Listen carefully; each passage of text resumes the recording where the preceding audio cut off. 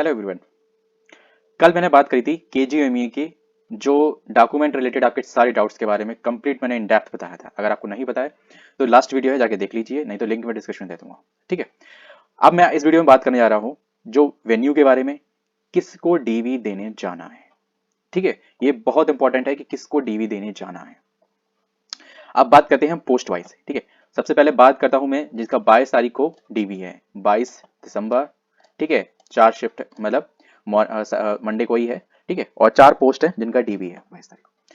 पहली पोस्ट है technician radiology. ठीक है, तो इसमें पोस्ट जैसे कि 49 पोस्ट है, और ये पोस्ट जिसकी ओवरऑल रैंक मतलब आपके स्कोर कार्ड में जो ओवरऑल रैंक आपकी आई हो, ठीक है, वो अगर 1 से 21 के बीच में आती है। ध्यान रखना, इस चीज को ध्यान रखना, जो कि कंफ्यूजन आप लोगों के कमेंट आ रहे हैं, मैं वही चीज आपको क्लैरिफिकेशन कर रहा हूँ कि 1 से 21 के बीच में अगर आपकी रैंक आ रही है ओवरऑल वाले में, किसी SC, OBC, EWS, PWD exception किसी और कैटेगरी में नहीं, केवल ओवरऑल, तो आप इसमें एलिजिबल है।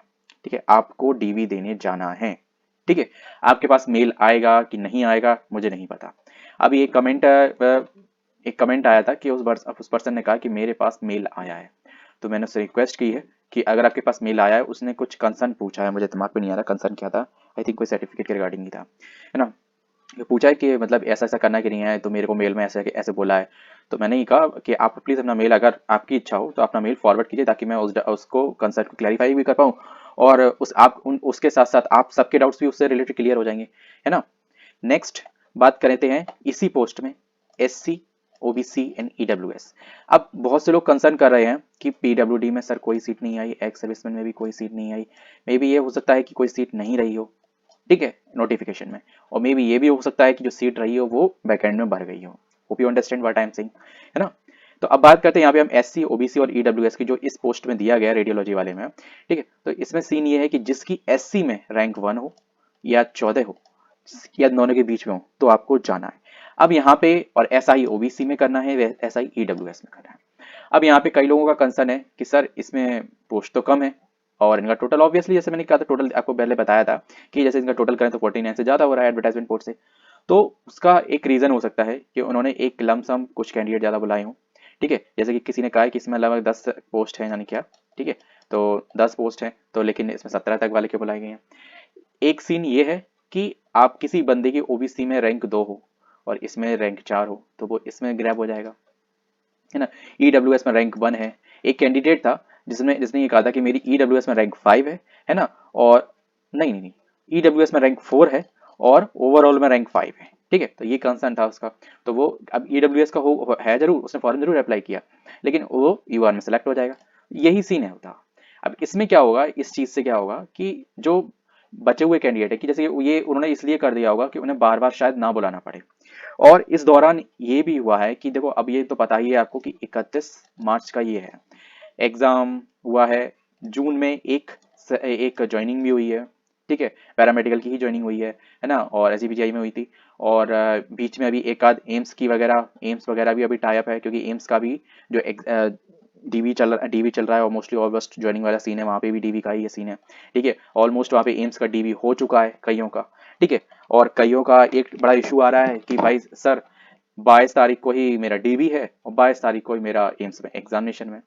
तो मैं जिनका डीवी वाला इशू है और आपका एग्जाम है, तो मैं आपसे एक ही कहूंगा, और ऑलमोस्ट आपसे एक ही बात कहूंगा, अगर आपकी रैंक इसमें आते हो तो ये तो डीवी देने जाओ, क्योंकि समय वक्त और मौके का कुछ पता नहीं होता, है ना। एक आध ओवरलैपिंग में जाएंगे और पीछे से आगे आएंगे। दूसरा श्योर शॉट है कि अगर आपको एकदम माइंड क्लियर करना है कि मैं जाऊं कि ना जाऊं, यस या नो, ठीक है, अगर ये सीन दिमाग में आ रहा है तो उसका केवल एक ही सॉल्यूशन है।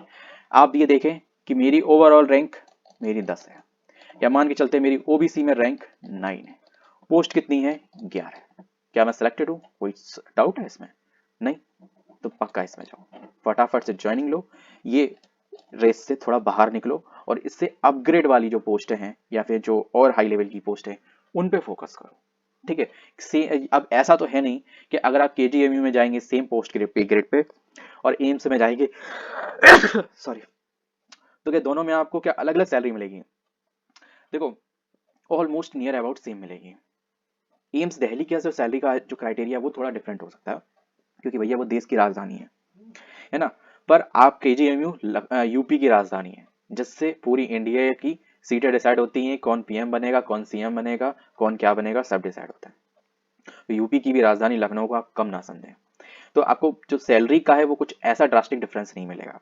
दूसरी बात यह है कि एम्स में आपका सीन ये भी हो सकता है कि आपको इस एम्स से दूसरे एम्स में डाला जाए, या दूसरे एम्स से तीसरे एम्स में, मतलब जस्ट भी स्विच किया जा सकता है आपको। ठीक है, अब ये डिपेंड करता है, क्योंकि मैं एम्स में नहीं, मैंने अभी तक काम किया है, तो मैं एम्स का ऐसे नहीं बता सकता, पर इतना जानता हूँ, सेम बॉडी डिफरेंट डिफरेंट जगह अगर सिचुएटेड होती है तो स्टाफ को सफल इधर उधर किया जाता है, ये कॉमन है। ठीक है, अब ये डिपेंड करता है, कभी कभी ऐसा तो लोकल राजनीति भी होती है ना। अब इसको कई लोग एक्सेप्ट करें ना करें वो अलग बात है, पर ऐसा होता है। ठीक है, सबके साथ अगर 100 में से 4 के साथ हुआ है, या 20-30 के से भी साथ हुआ है, तो वो होता ही ये माना जाएगा। तो ये सीन रहता है। और दूसरी बात केजीएमयू का सीन ये है कि आप एक सिटी में, एक स्टेट में, है ना, लाइफ टाइम अपनी पूरी लाइफ कर सकते हो, अपना फैमिली पूरा एक जगह सेटल हो सकते हो। स्पेशली गर्ल्स के लिए तो मैं ही यही रिक्वेस्ट करूंगा कि आप केजीएमयू प्रेफर करें। इसमें मेरा कोई पर्सनल प्रॉफिट नहीं है, ना मेरा कोई लॉस है। ठीक है, अगर मैं आपकी जगह होता तो मैं क्या सोचता, मैंने आपको बताया। मैं चाहे लड़का, मैं मेल हूं, मैं तब भी केजीएमयू, अगर एम्स को अगर मुझे चूज करने को बोला जाता तो मैं केजीएमयू चूज करता। और अगर मेरे को अगर मैं लड़का होता तब भी मैं यही चूज करता, लड़की हो लड़का। बात तो मेन चीज यही आती है, देखो अल्टीमेट, अब आपकी एक एज ग्रुप के बाद आपकी फैमिली बढ़ेगी। ठीक है, अगर आप हर जगह इधर से उधर सफल ही होते रहेंगे, ठीक है, ट्रांसफर होते रहेंगे, या फिर मेन चीज है, क्योंकि ऐसा होता है एम्स में, अब जैसे कि आपको एम्स कल्याणी दे दी जाए, तो आप वहाँ के एनवायरनमेंट में क्या हैबिटेट हो पाएंगे, या साउथ में जो एम्स है, ठीक है, तो उसमें हैबिट हो जाएंगे। अब यहाँ पर नॉर्थ के ही कैंडिडेट है, यूपी में, भैया यूपी की राजधानी मिल गई लखनऊ, नवाबों का शहर, तो इससे ज्यादा बढ़िया प्लेस और क्या ही होगा। आराम से अपना प्रॉपर्टी डेवलप करो और अपना डेली का डेली जॉब करो, दैट्स इट। अगर आपको कोई कोचिंग करनी पड़ेगी, या फिर आपको थोड़ा अपग्रेड किसी पोस्ट पे करना पड़ेगा, ठीक है, तो आपकी वहाँ पे सारी सुविधाएं भी मिल जाएंगी। लखनऊ कोई इतनी छोटी शहर तो है नहीं, है ना। थोड़ा पॉल्यूशन भी और से थोड़ा कम है, ठीक है, कंपैरिजन टू दिल्ली, है ना। तो वो भी एक चीज प्लस पॉइंट है। देखो प्लस पॉइंट तो है, अगर आपकी हेल्थ ही नहीं सही होगी तो फिर वेल्थ का ही क्या करोगे। ठीक है, यहाँ पे अब मैं बात करता हूँ नेक्स्ट पोस्ट जो टेक्निकल ऑफिसर की है, तो उसमें भी सीन लगभग ऑलमोस्ट है। इसमें तो केवल अब एक यूआर है और ओबीसी है। तो ये जो पोस्ट का जो कम और ज्यादा है, इस पे आप थोड़ा फोकस करें। अगर आपको यही लग रहा है कि हाँ डीवी वाला सीन हो, तो भैया डीवी तो दोनों ही देने हैं आपको। ठीक है, डीवी अगर जैसे किसी का एम्स का डीवी हो गया हो, ठीक है, और अगर पॉसिबल है वो केजीएमयू का डीवी दे सकता है, तो क्योंकि देखो एम्स में जो डीवी होता है उसमें आप 99.99 श्योर शॉट सेलेक्ट होते हो, वही लिस्ट आती है ना। और वही कैंडिडेट डीवी के लिए बुलाए जाते हैं उसमें। इसमें जैसे कि थोड़ा सा नेक्स्ट सफल है, थोड़ा सा नेक्स्ट एस दिया गया है ना, कुछ कैंडिडेट बुलाया गया है। इसमें ऐसा नहीं होता, इसमें मैक्सिमम यही रहता है कि उतने ही कैंडिडेट बुलाए जाते हैं, एक आध ऊपर नीचे हो गया तो वो अलग चीज है ना। तो वो चीज है। और दूसरी बात है ये, और दूसरी बात है आपका सिलेक्शन तब नहीं होगा एम्स में डीवी के बाद, अगर आपका ही आपके सर्टिफिकेट में कुछ आपने कबाड़ा ना कर रखा हो, होप यू अंडरस्टैंड, फॉर्ज या किसी भी तरीके का फॉल्स डॉक्यूमेंट आपने रिप्रेजेंट किया हो, ठीक है, तो उस केस में हो सकता है। उस केस में तो केजी में भी हो जाएगा आपका 1,000। तो इस चीज को माइंड मेकअप करके चलें। यही रीजन है कि आपको केजीओ में सिलेक्ट करना चाहिए एम्स। और दूसरी बात, सबसे बड़ी बात है, अगर आपको आपकी सिटी में एम्स मिल रहा है, ठीक है, या आपके सिटी के इस दूरी में मिल रहा है कि आप वहां ट्रैवलिंग करके डेली जा सकते हो, तो कोई जरूरत नहीं है आपको केजीओ में सिलेक्ट करने की। Choose that aims only. मैं सिंपल से एक बात कहूंगा, क्योंकि लास्ट वन एक चीज यही आ जाती है कि अगर जो हमारे घर के पास रहता है, ठीक है, वो बेस्ट ही होता है। अब काम तो हर जगह करना पड़ेगा, बैठे की तो रोटी तो कहीं नहीं मिलने वाली ना। काम तो हर जगह ही करना पड़ेगा, जहां आप एम्स में काम करो चाहे केजीएम में काम करो। रही बात नाम की, तो नाम दोनों में से किसी का कम नहीं, ठीक है, वो भी टॉप में आता है, वो भी टॉप में आता है। केजीएमसी वैसे भी बहुत आगे है, 1 या 2 रैंक में मेरे ख्याल से, am I not wrong to, इसी आसपास रहता है। केजीएमसी मिलना बहुत किस्मत वाली वालों को बोलते हैं। एम्स, केजीएमसी, या फिर जो आरएमएल हॉस्पिटल है, तो अगर ओवरऑल जितने हैं वहाँ पे लखनऊ की अगर बात करें तो ओवरऑल तो केजीएमसी थोड़ा एक ज्यादा चलता है, ठीक है। ओवरऑल इंडिया में भी पर्टिकुलर पर्टिकुलर अपनी राजधानी में होते हैं, वो अलग चीज है, ठीक है। पर हम जस्ट बात कर रहे हैं कि प्रेफरेंस की, ठीक है, वो चीज है, क्योंकि यहाँ पे केजीएमसी है अपोनेंट में, तो इसलिए केजीएमसी की ही बात करेंगे। यहाँ पे ईएनटी भी जैसे कि 4 पोस्ट है, लाइब्रेरी ग्रेड की भी 4 पोस्ट है। अब जैसे ये कहोगे कि भैया इसमें तो 1 से 3 बुलाए गए, इसमें 1 से 3। दूसरा ज्यादा कैंडिडेट थोड़ा बुलाने का कारण यही है कि कॉमन कैंडिडेट, ठीक है, मतलब इसकी यहाँ पे भी रैंक बन रही है, ओवरऑल में भी रैंक बन रही है, तो ऑब्वियसली बात है वो ओवरऑल में ही जाके सिलेक्ट होगा। अनटिल अनलेस अगर इनने, एससी ने, ओबीसी ने या ईडब्ल्यूएस ने अपना बेनिफिट ना लिया हो तो, ठीक है, जो इनका एक पर्टिकुलर उन्हें एज मिलता है, ठीक है, अगर वो उन्होंने नहीं लिया होगा और एज ग्रुप का रिलैक्सेशन नहीं लिया होगा, तो वो इसमें जा सकती है, वरना वो नहीं जा पाएंगे यूआर में।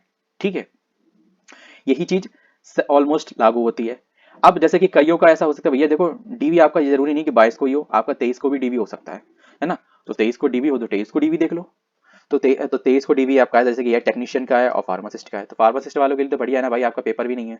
22 को पेपर है आपका, अगर जो एम्स का पेपर भी अगर देखा जाए तो 22 को पेपर भी है, आपका पेपर भी दे लोगे, अगले दिन डीवी भी दे लोगे। मस्त है आपका तो सीन, है ना। इसमें आपकी 38 वैकेंसी है, इसमें आपकी 36 वैकेंसी है। तो इसमें जैसे कि बोला गया है कि 1 से 18 वाले बुलाए गए हैं, रैंक वाले, अनरिजर्व वाले, ठीक है, और इसमें 1 से 17 बुलाए गए हैं। और यहाँ पे बात करें कि एससी में आपकी 1 से 8, 1 से 8, है ना। और जिसकी ओबीसी में रैंक 1 से 12 हो तो वो इसमें बुलाया गया, और 1 से 21 हो। अब यही देख लो, यहाँ पे 2 वैकेंसी हैं, ठीक है, और यहाँ पे डिफरेंस कितना आ गया, 9 वैकेंसी का। ऐसा कैसे हो गया? अब ईडब्ल्यूएस में यहाँ पे 1 से 2 और यहाँ पे 1 से 4। ऐसा होता है ओबीसी ईडब्ल्यूएस का और यूआर का सीन क्या होता है, इसमें वैकेंसी फेरबदल होती है। फेरबदल क्या है, वो तो कुछ वैकेंसी ओबीसी की भी चली जाती है, ठीक है। तो इट्स डिपेंड अपॉन वैकेंसी कितनी है। और कॉमन कैंडिडेट जो कि होंगे, देखो सिंपल सी बात है, जो ओबीसी में जिसकी रैंक 1 से लेके 5 में होगी, और ईडब्ल्यूएस में जिसकी रैंक 1 से लेके 2 के बीच में होगी, वो ऑब्वियसली बात है वो यूआर में होगा ही होगा, मैक्सिमम चांस है। लेकिन हाँ, ईडब्ल्यूएस का नहीं होगा, क्योंकि ईडब्ल्यूएस की रैंक कम जाएगी, ये तो है। ईडब्ल्यूएस वालों की कम जाती है कंपैरिजन टू ओबीसी। ईडब्ल्यूएस वालों की जो रैंक होती है ना, वो रैंक के नंबर की जो कट ऑफ है, वो जाती है एसटी के बराबर, ठीक है। तो इनका थोड़ा सा नेक कम रह जाता है, तभी फिर ऐसा होता है कि फिर जो अच्छे नंबर लेके आते हैं ओबीसी में, ठीक है, वो यूआर में चले जाते हैं। तो ये थोड़ा बेनिफिट मिल जाता है। तो ओबी तो सही बताओ, अभी सबसे अच्छा रिजर्वेशन जो चल रहा है, जिसमें रिजर्वेशन का बेनिफिट जिसको मिल रहा है, वो है ईडब्ल्यूएस। और जो नहीं ले पा रहा है, वो भैया अपनी इच्छा से ही नहीं ले पा रहा है, वरना लोग लेके सेलेक्ट भी हो रहे हैं, ठीक है, इसमें कोई बात नहीं है। नेक्स्ट बात करें ओटी असिस्टेंट की, ठीक है, ओटी असिस्टेंट कंप्यूटर प्रोग्रामर।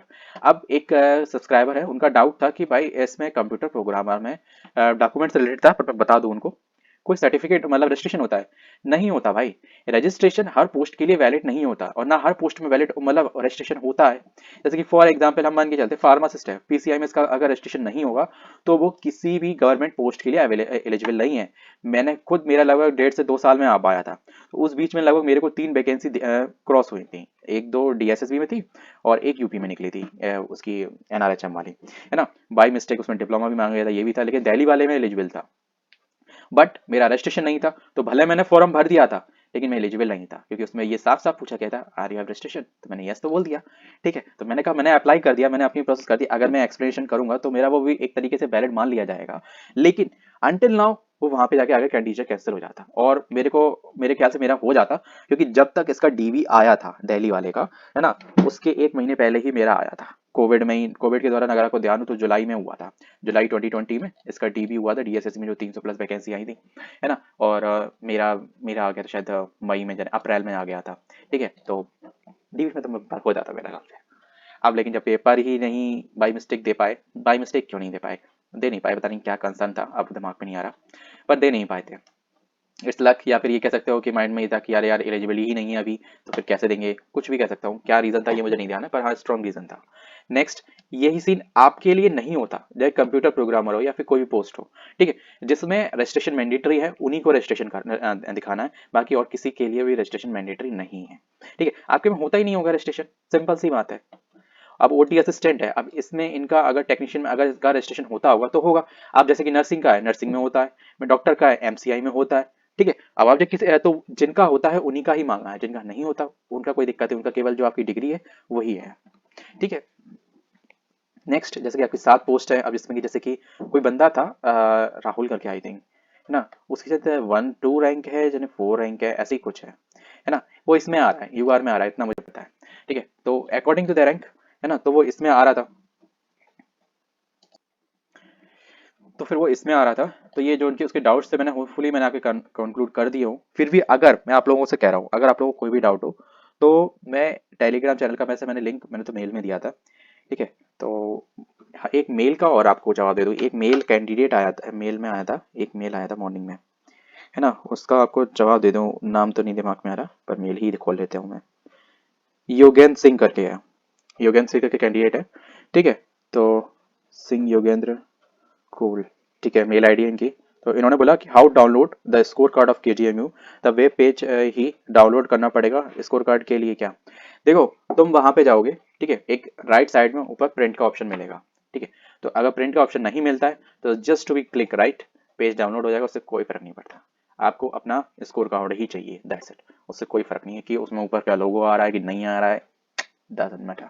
आ रहा है कोई दिक्कत नहीं है, उससे आपको कोई कंसर्न नहीं है ना। दूसरा, वैसे तो प्रिंट का ऑप्शन मिल जाएगा आपको, ठीक है, आप इधर उधर कहीं देख ले और उसको पीडीएफ में डाउनलोड करके, ठीक है, अपना शेयर कर ले। एक सेकंड में देख लूँ कि प्रिंट का ऑप्शन वैसे तो होता है।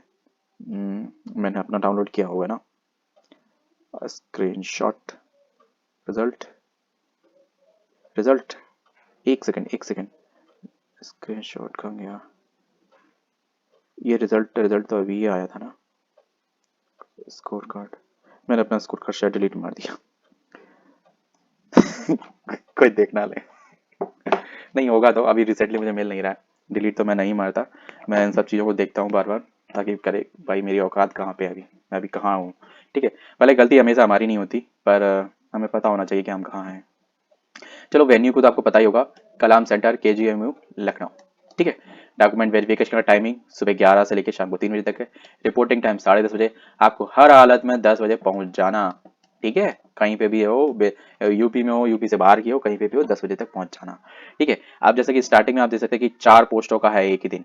ठीक है, तो आप लोग टाइम से पहुंच जाओगे, आपका जल्दी हो जाएगा, क्योंकि कितनी ही पोस्ट हैं, चार चार चार चार, उन्हें ऑलमोस्ट इसमें कितने हैं, 12 कैंडिडेट। ठीक है, और 12 एक, ठीक है, 50 60 61 कैंडिडेट उन्हें सेलेक्ट करने हैं। ठीक है, तो ऑलमोस्ट उन्हें 61 कैंडिडेट सिलेक्ट करने पड़ेंगे बस।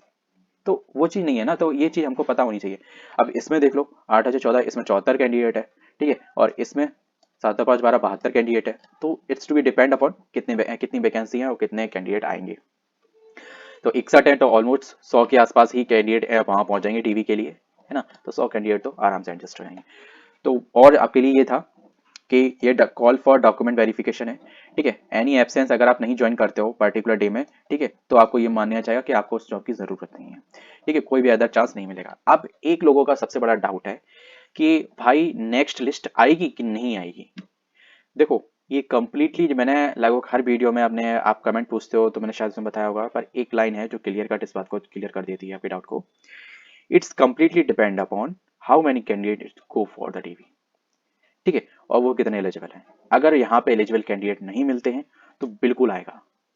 और अकॉर्डिंग टू डिले नेस, ठीक है, तो जो डिले हुआ है तो उसके आधार पे ऐसा होता है कि कैंडिडेट बुलाए जाएंगे।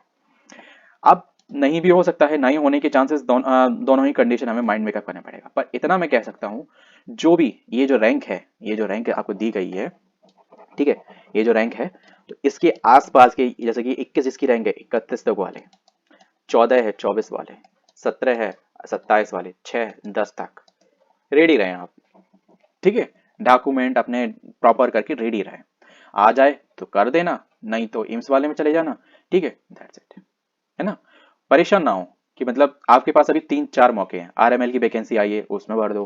ठीक है, और अभी अभी एक यूपी में और आने वाली है वैकेंसी, है ना।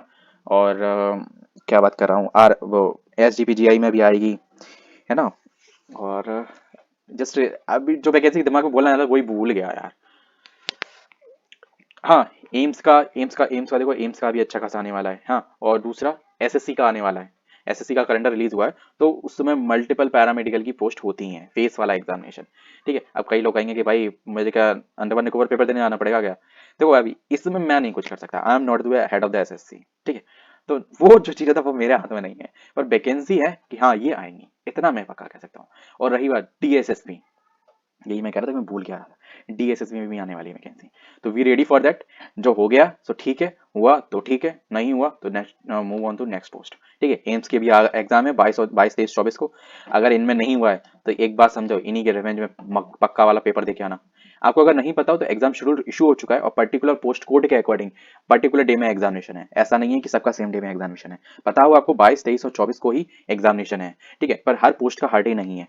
आपने मल्टीपल पोस्ट में डाला है तो उसके अकॉर्डिंग आपकी सिचुएशन अलग है, और उसके अकॉर्डिंग मैंने उस वीडियो में बताया है। तो आप देख सकते हैं AMCRE का सिटी इंटीमेशन और एग्जामिनेशन शेड्यूल। ठीक है, मिलते हैं नेक्स्ट वीडियो में। होपफुली मैंने आपके KGM से रिलेटेड ऑल डाउट्स क्लियर कर दिए होंगे कि किन को जाना है DV के लिए और किन को नहीं जाना। ठीक है, तो we ready for that. All the best. Please comment box में एक लाइन जरूर लिख दीजिएगा अगर वीडियो इन्फॉर्मेटिव लगी हो। दूसरा, अपना कोई भी डाउट्स हो वो। और तीसरा, आपकी रैंक, आपकी पोस्ट और आपकी नंबर। रैंक तो सब लोग लिख रहे हैं पर नंबर नहीं कोई लिख रहा है यार, ये बड़ा कंफ्यूजन क्रिएट हो रहा है ना। और मैं एक वो सर्वे चलाना चाह रहा हूँ, और आप लोगों से पूछना चाह रहा हूँ कि आप लोगों में से जो यूपी में ड्रग एनालिस्ट का जो अभी डीवी हुआ था, तो उसमें से कौन कौन डीवी देने गया था? ठीक है, जो जो व्यक्ति डीवी देने गया हो, ठीक है, वो प्लीज अपने कमेंट बॉक्स में, जूनियर ड्रग एनालिस्ट की बात कर रहा हूँ, केवल ड्रग एनालिस्ट की, अपना कमेंट बॉक्स में अपना जो नाम लिखे ना लिखे, पर अपना नंबर जरूर लिखें कि मतलब कितने नंबर वाले डीवी देने गए थे। तो मैं हो सकता है एक वो भी चलाऊंगा कैलेंडर, ठीक है, तो जिसमें कि आप देख लें, मल्टी कर लें जो आपके किस नंबर के शेड्यूल के बीच में आते हो, जिससे कि आप लोगों को एक क्लेरिफिकेशन हो पाए कि मतलब मेरा उसमें होने के कितने चांसेस हैं। ठीक है, क्योंकि आपको अगर पता नहीं हो तो मैं आपको बता दूं कि लगभग 900 कैंडिडेटों के आसपास डीवी के लिए कॉल ऑफ हुआ था, है ना? तो मतलब जितने पहुंचे या एडमिट हुए या इतने लोगों का कॉल ऑफ हुआ था। अब कितने पहुंचे हैं ये चीज का एक क्लैरिफिकेशन नहीं अभी है, ठीक है, बट इससे एक चीज ये पता चल जाएगा कि कितने कैंडिडेट पहुंचे हैं। और उसमें बहुत से लोगों का क्या कंसर्न है कि क्या क्या आप लोगों से अगर किसी से भी शपथ पत्र लिखवाया है ना, तो प्लीज कमेंट करना किसके रिगार्डिंग, किस पोस्ट के रिगार्डिंग। ठीक है, मिलते हैं नेक्स्ट वीडियो में किसी और के साथ। Expected who is selected in junior drug analyst. मिलते हैं नेक्स्ट वीडियो में।